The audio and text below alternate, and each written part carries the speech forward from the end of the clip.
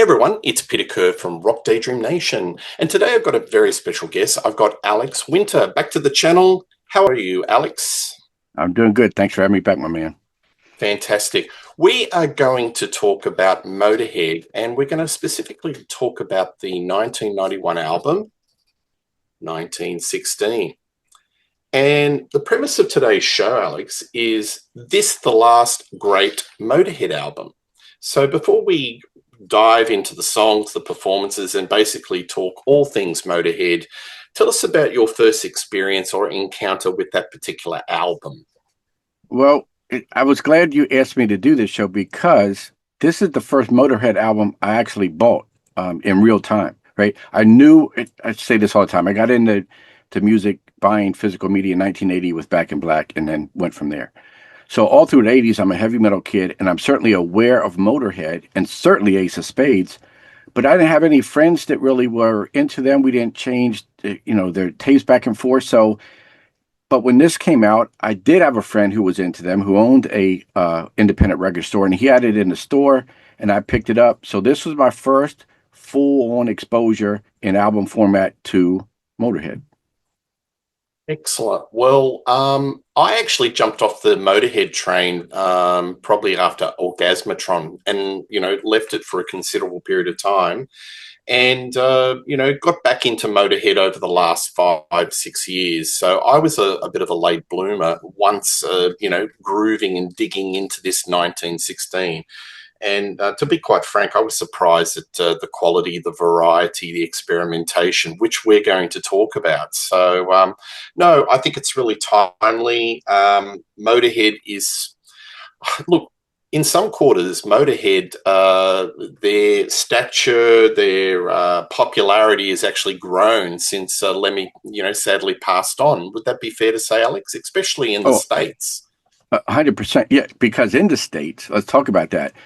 No Motorhead album ever certified, and this was the highest charting album of the vintage era. It got up to 142, and that's it on the top 200. Now, years later, they had albums chart higher, but that's when you could sell 2,000 records and chart. So, yeah, in the States, they were known. They were not, it's not like they weren't legendary. They just didn't have a great following until years later, and now everyone name checks. If there's a Mount Rushmore of heavy metal, Lemmy is absolutely on that. Yeah, I think probably Ace of Spades would be nudging gold certification if the record company, Mhm. Sure. went to the effort to do Mhm. certification. But yes, you're right. This album hit 142. In the UK, it hit number 24. And the album was nominated for a Grammy. So there was a little bit of an uplift in respect of everything around this album. So the lineup of Motorhead was Lemmy, obviously lead vocals, bass, Phil Wizzo Campbell on guitar, Michael Wurzel Burston on guitar, and Phil Filthy Animal Taylor on drums. This was his final performance. So why don't we tuck into the songs, and this will be a way to navigate our feelings about the album in Sure. 2026. So why don't we talk about the one to sing the blues? Look, I think this is a cracker of an opening track. It's got a really spiky, gnarly riff that grabs you by the scruff of the neck, Alex, and does not let go. What do you think about this song? Yeah, I put down a pummeling drum opening, and the riff kicks in. It's heavy blues rock. Uh, I love it. Sort of one of these relationship deterioration songs where at the beginning he's saying you're going to miss me, and then by the end of it, I'm going to miss you. So it carries that kind of blues lyrical theme over. I think it's an absolute great way to start off the album. And again, let me go back to saying that this was the first album I bought. Um, in real time or at all Motorhead. And I had Ace of Spades in my mind. So as we go through this, I was very surprised, as you mentioned, about the diversity. I think that's key to this album and to my liking it. Absolutely. Look, his vocals on this song have so much swagger and attitude, and I love it that I think it's Wurzel. He brings out the wah wah pedal. Mhm. There's nice counterpoint between the two guitarists, between Campbell and Wurzel. I really like it. And going back to Filthy Animal Taylor, which was his last performance. It has a really loose punk influence feel Yeah. behind the kit. The irony is that there's not a great deal of blues in this song. The title is "The One to Sing the Blues," but it's a bit of a rocker. It's not much Yeah. blues, is there? I think the lyrical content is what's blues, not the song itself. Yeah. And I will say this Yeah, was the only release as a single of the album, and they did, there's a 12-inch of it, which a UK nice. 12-inch. And so there's two bonus tracks on that, Eagle Rock and Dead Man's Hand, which many years later came out on the Hellraiser uh, WTG Years compilation and also the 2014 reissue. But I was happy to pick that up as we were talking about doing the show because I didn't have those two songs on vinyl. So, Excellent. That's good.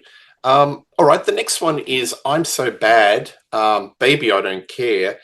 To me, this is like sped up boogie. I kind of relate this. Sounds like ZZ Top on amphetamines. What do you think? a great way to put it. Yeah. So he opens up the song saying, I make love to mountain lions, sleep on red hot branding irons. I mean, is that not Lemmy? So if it were not for Ace of Spades, which is the Motorhead anthem, I would say this is the Motorhead song. If there's ever a song that sums up Lemmy and his attitude, Motorhead and their attitude, this is what really got me into probably buying the album, if I remember correctly, because while this wasn't a single, they did put a video out, and I just thought, wow, this is cool. I like this song. I see the album in the store and I buy it. But to me, this is probably my top 10 Motorhead songs. I just love it.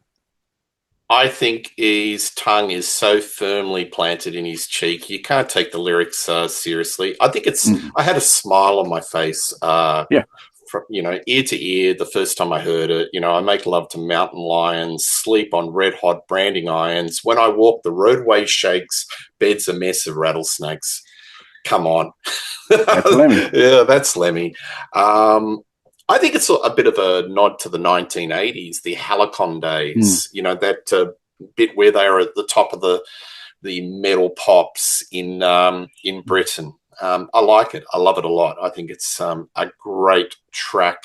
All right, the next one is "No Voices in the Sky." I think this is one of the album's hidden gems. What do you think about this one? Yeah, for sure. So we're now three songs in. When I hear this original, I'm thinking, wow, I was not expecting it, right? It's definitely Motorhead. Uh, but dare I say it has a catchy chorus. I mean, in someone else's hands, you would this kind of be a radio hit, and you're singing along to it. So uh, I think it's very cool. Kind of looking for spirituality, materialistic escape kind of thing. There's a line that says, "Nobody gives a damn about anybody else. Think everyone should feel the way they feel themselves." Lemmy, if he were alive, could have written that yesterday. That's how poignant this lyric is. But I think just the feel of the song is very, very cool and different to me at that time as a Motorhead fan. When I interviewed Phil Campbell, he said that Lemmy was a bit of a deep thinker, and I think that Mhm. appearances can be quite misleading. And this shows the social observational side of him. He's very sharp. It's talking. Instead of the drinking speed themes, it's socially observant. It talks about the moral decay of humanity, Yeah, the leaders, the politicians. So there was a side of Lemmy's lyrics that people sort of overlook, and they yeah, prefer to, point at "Love Me Like a Reptile," the tongue-in-cheek side. He did have a serious, insightful side to him, and people forget that. You know what I like about this song? I love the power chords, and mm, there's a lot of riffage on this album. But the thing that I don't know whether it goes back to just the classic rock bands of the '60s like the Who, but I think that is where a lot of the power of Motorhead comes in with the power chords, where it's about to come into the chorus and you're in the bridge and you got this, you know, really sustained power chord, and I think it's great. It just adds a lot of oomph to it. mm, Uh, this is almost. commercial, isn't it? It's got a But little bit of a pop sensibility. I yeah, could yeah, imagine listening to this on the radio, Alex. Wouldn't you yeah, agree? yeah, well, yeah. That's what I said. I mean, if in the hands of someone else, this is a hit song, right? It's just it's Lemmy, his gruff voice, it's the image. Uh, but yeah, this is 100% one of those hidden gem songs that should have been a single, in my opinion. But like I said, they only released that one single for some reason. Well, I'll give you a spoiler. There's a song on this album that would have been a number one if it was in the hands of another band. I'll let you mull over that. Okay. All right. Going to Brazil. To me, this is like old time Chuck Berry, Johnny B. Good, classic old style rock with a dash of boogie. What do you think? Hmm. You took the words right out of my mouth because I wrote down Chuck Berry and Lemmy do a song together. That's what it sounds like to me. I love the guitar work throughout. It's cool. It's a fun song lyrically. Again, Lemmy has never been one to be PC, right? So there's lots of tales of debauchery and restlessness as they're on this plane flight going to Rio. I think it's a fun, catchy song. And again, so I'm 4 songs in on this album, and I'm loving it when I first heard it. No, there's no duds. Yeah, it's basically the crowds in Brazil were the inspiration for this song, and I tell you what, the Brazilian crowds know how to rock. You know, Yeah. go out and look at Rock and Rio. You know, um, I love this song, Nightmare. The Dreamtime. This is Motorhead at their most experimental. This is the one where I heard the album for the first time. I thought, wow, this is whack. I'll just throw it over to you and then I'll come back. Well, what do you think? I I agree. I put down spooky, eerie, creepy. I mean, Lemmy has this kind of evil whisper when he's singing. There's backward messages, which are supposedly anti-censorship, anti-PMRC, which was going on at the time. Wurzel does keyboards on this, so again, a new element for them. I think there's some ethereal guitar running through it. Uh, I think it's a fantastic song, and again, I'm all I know from Motorhead at this point when I buy this album, I keep saying this is Ace of Spades. I'm hearing the diversity on this, and I'm at that point, I'm just blown away. So I love this track. Yeah, it's gothic, it's haunting, it's quite unsettling. And yeah, you're right. There's lots of reverse vocals of Lemmy. There's actually reverse guitar parts where it's sort of like sounds almost Eastern or Egypto. Hmm. Adds a lot of flavor. This is the most experimental song on the album. So if people think that every Motorhead album is like the same, wrong. This album, there's a Yeah. lot of variety, and this is a really outstanding track. Another out of the box song, in a very strange way, is "Love Me Forever." It's Lemmy doing a power ballad. Now, Alex, I don't know if you what your thoughts, but this riff, for some reason, I think of the words Coverdale Page. Over to you. Hmm. Yeah. I again a stunner that this is on there, and that Lemmy can do this. Again, if you only know Ace of Spades, you only know his image, you're not thinking Love Me Forever is in his wheelhouse. It absolutely is. I mean, his gruff voice is there, but there's a softer side in his delivery as well. Something I don't think we got enough of from him. Uh, very kind of heartfelt. He says, "Love me or leave me, tell me no lies, ask me no questions, send me no spies." I think it's a great song. It kind of got some highs and lows, and again, totally unexpected. 6 songs in, I'm I'm questioning, is this even a Motorhead album at that point when I first got this because of the diversity in a good way. Yeah, but some reason that riff reminds me of a Coverdale Page or a Whitesnake song. Mm. I don't know. Maybe the viewers can put their finger on it. Mm. It sounds very familiar. But parking that aside, you can sense that he's putting everything into the vocals when he's actually singing. He's centering himself. So I love the dynamics of the song because it has a lot of like if he was in a car, he'd be putting his foot on the accelerator when it gets to the chorus because it really Yeah. ramps up. It's like he's really that's where he Mm. he really roars and he's got the gruffness, and then into the verse, it's all very serene and he's centering himself.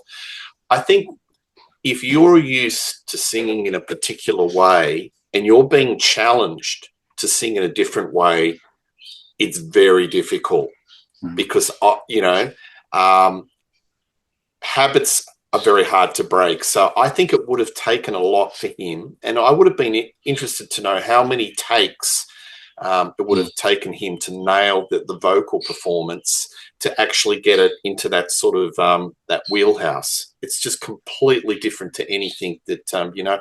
Look, it's got emotion.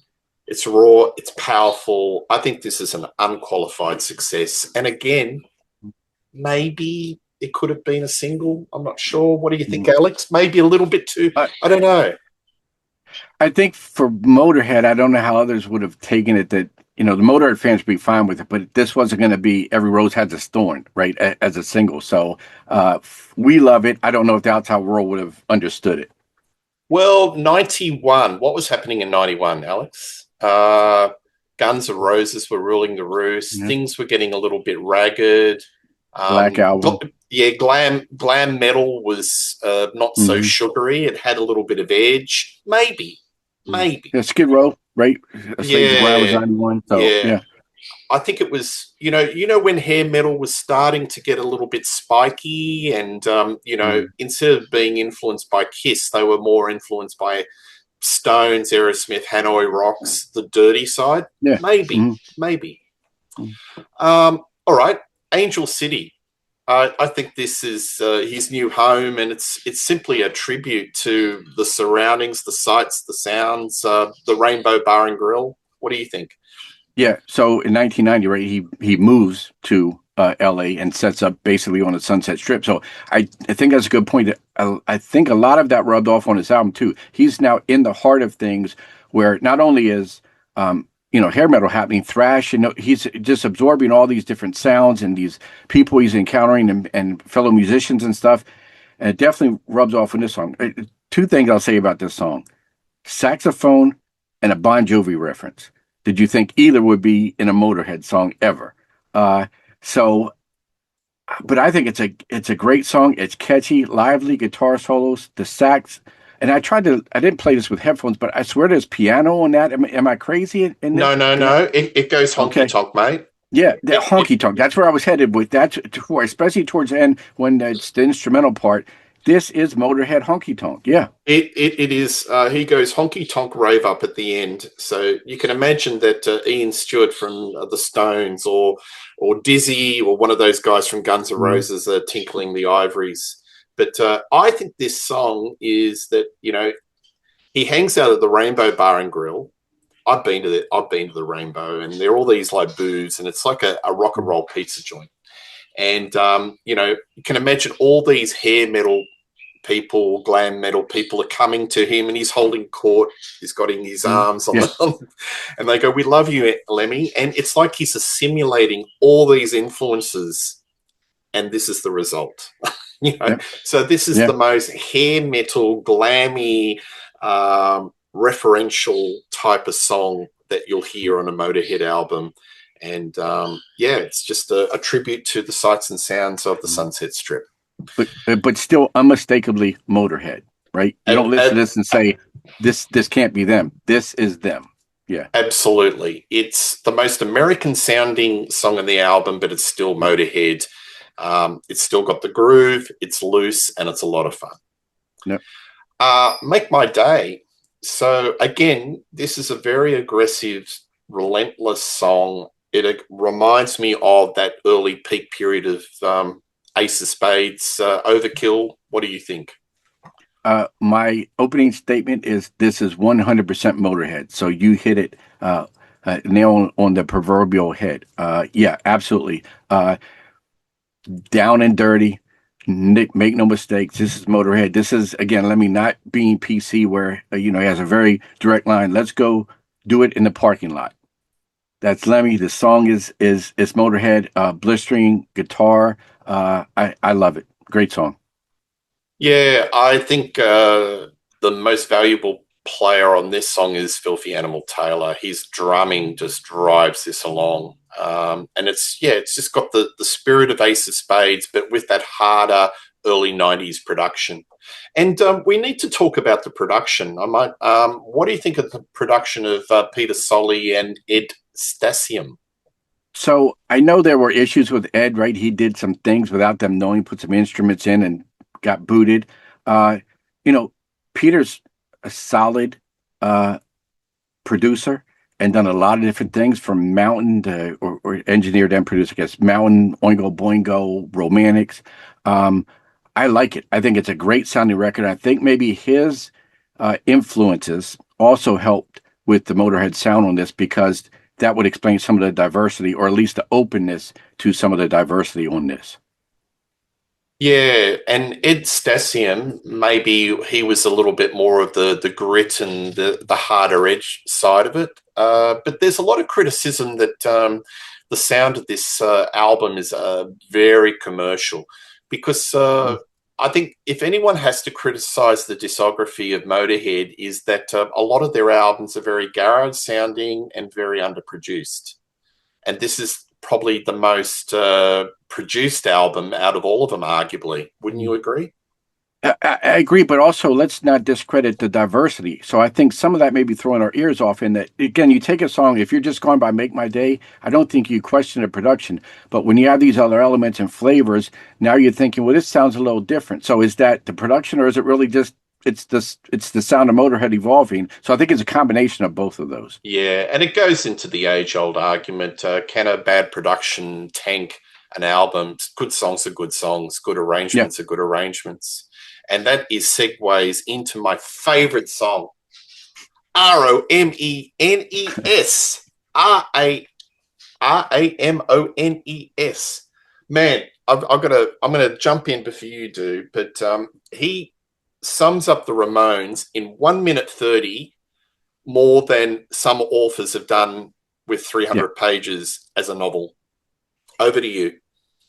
100%. I mean, this is the perfect blend of Motorhead, the band, and Ramones in their sound and aesthetic, and Lemmy nailed it. So, um, roll calls to various members in the lyrics. I think this is just total fun, a tribute to a band that he loves. Here's what I'll say. Let's have Joey Ramone have the real word on this. He said it was an autumn in honor, and it was like John Lennon wrote you a song. Yeah, I read that. I think that says it all, right?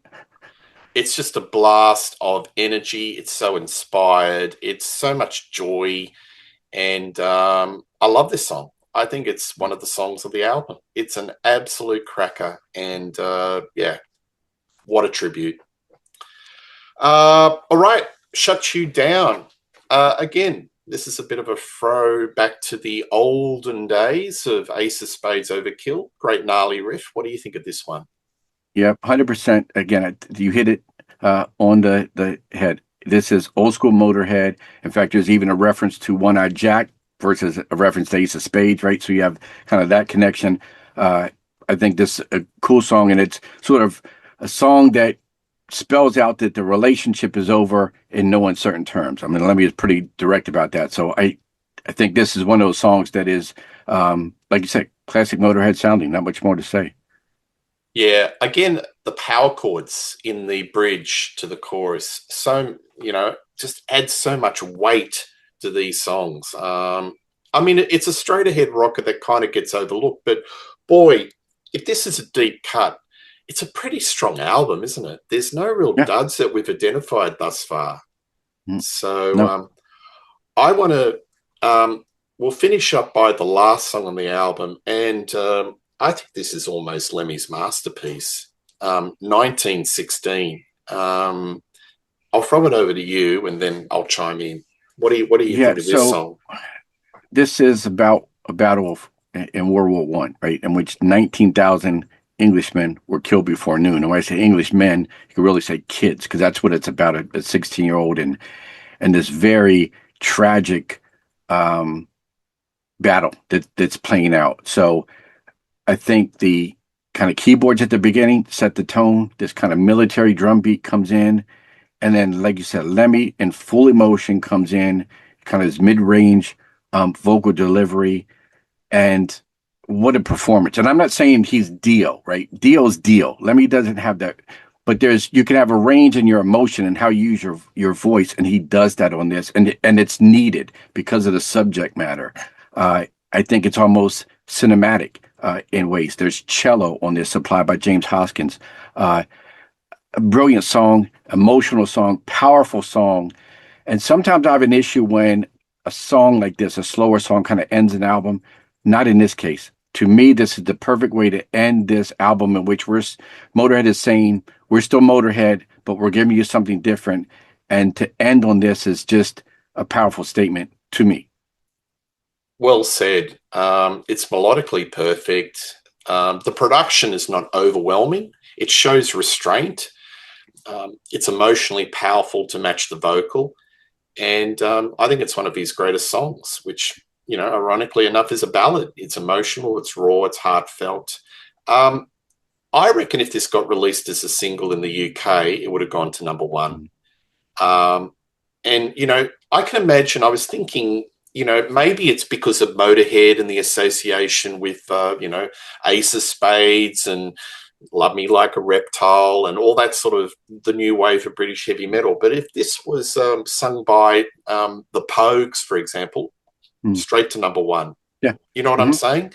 Yep. So, here is this guy in the twilight, and let's be fair, he's getting into the twilight of his career because he's well advanced, and he Mhm. comes out with something like this. It's just amazing. So it And should have I, been a hit. I think the point we really need to hit home, if we haven't already, and I think maybe we have, is that find another band that had a legacy like this already, that had a sound established, that had a fan base, that did something. I'm going to say this is radical. For Motorhead, this is radical. Do something that's radical and have the fans embrace it. Back then, once I got it and I passed it around, everyone liked it. Critics liked it. There was nobody that said, "Oh, Motorhead went soft. Motorhead sold out." It was like Motorhead's doing their thing, but in a different way, and it was embraced. And I think reflecting now and reading some reviews before we did this, and that have come years later, this is a very revered album. By a band that in many ways were set in their ways on certain albums, and on this they didn't. Lemmy went for it, and he accomplished what he set out to do. Yeah, well, after this album, arguably it went back to the formula. Somewhat. Mm. Yeah, so a lot of the later albums. I mean, you'd have a track here and a track there where he'd Hmm. Yeah. go, he'd try like Whorehouse Blues, or he'd try to do something, a little bit more stripped down, a bit more Americana, a bit more acoustic, but nothing was at the level of experimentation and pushing the boundaries and trying to get out of Yeah. the box than this particular Yeah. album. Yeah. And I will So, say it's funny too. He does this song Ramones on this. The Ramones, in a very similar fashion, did an album called Brain Drain in the late '80s. That to me is yes. like this. They broke out of that mold. There's different textures and flavors on that. You wouldn't know some of it's even a Ramones album. It's one of my favorites because of that. But I think there's a parallel there that both of these bands are incredibly influential, sold very little in the grand scheme of things, right? But are now two of the biggest bands of their genres, and they both did an album like this that really kind of broke the mold and showed they were much more than that kind of one-trick pony. Yeah. It would have been interesting, and I always like posing a what if question if this album came out in 1986 instead of Mm. 1991. How do you think that would have gone down? I think it could have been, had it been pushed right and more singles released, I think in that era, it absolutely would have done better. Yeah, for sure. I think it would have done better in 91. I know they did videos and all that stuff, but to put only one single out, uh, was odd to me, especially with, I'm So Bad Baby, I Don't Care. That video was played on MTV. I remember seeing it in pretty fair rotation on Headbangers Ball. Put that out in a single in the States, see what happens. And they didn't. So, Well, to me, that either says one or two things: economics, or they don't have confidence that it's got commercial cut through to do the uh, more than yeah, one single. I think that's actually a sin. It's a yeah. marketing faux pas that you only put one single out. Mm. You've got to really push it, and to me, you've got a blue chip artist on your roster. Put it Mm. out. But Yeah. I don't think Motorhead have had the right label. They were on the Mm. Bronze label, which went under bankruptcy and had sort of issues. I mean, against the odds, people forget that they had a number one album with No Sleep to Hammersmith in 1980, which is just right out of the box. It was the only album that really sold on the Bronze label. But well, if Motorhead were on a Geffen or a Yeah. Warner's or somebody that could market heavy metal or hard rock and knew what to do, I think they would have been a much bigger Yeah. act. Sure. Because, like I said, the success was UK. They also had Ace of Spades went to number 4 in the charts. Um, Fist went to Iron Fist went to number 6. They have 4 silver, they had gold. And again, in the States, no certification whatsoever. And in the peak era, this is the highest charting at 142. That's a shame for a band like this. It's great that everybody loves them now, but back in the day, it would have been nice for Lemmy to kind of have that success. Yeah, well, that happens with a lot of artists, Yeah. post their passing, the legend grows, the statue grows, and they sell more records and a lot of T-shirts too. Mhm. One final question to you: is this the last truly essential Motorhead studio album? If I was going to talk to somebody that Peter, which Motorhead albums you should buy? Um, I would say yes. This is obviously I'd say Ace of Spades and Overkill, but I definitely would recommend this. Do you think this is the last truly essential Motorhead studio album? Yes. I love the stuff that came after it. And as we talked before we started filming, about later period albums by some bands versus their classic period, rarely do I revisit anything past this. Every time I play a later album, I like it.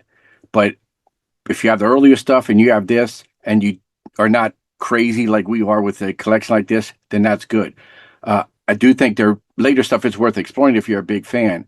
But and even if I would say this, even if you're not a fan of Motorhead or a marginal fan like I used to be and just Ace of Spades, do yourself a favor and listen to this record. I think you'll be surprised. Absolutely. Alex, it's been a pleasure.